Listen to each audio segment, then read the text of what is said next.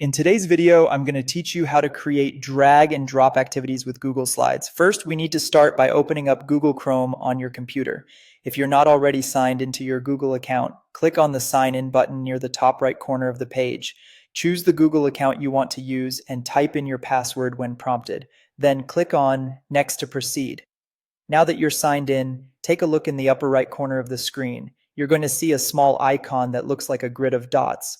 Go ahead and click on that icon. It'll show you a range of Google applications you have access to, but for this activity, you'll want to scroll down until you find Google Slides. Click on Slides to open it up. Once you're in Google Slides, you're going to want to start fresh by clicking on Blank to create a new slide.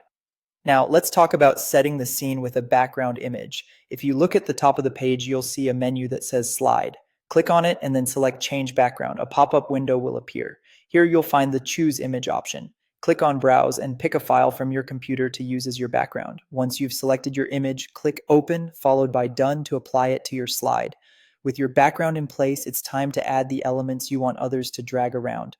Up at the top, click on Insert, then select Image. Again, choose Upload from Computer. Browse your files for the images you want to use in your activity. Once your images are on the slide, you may want to adjust their appearance and positioning.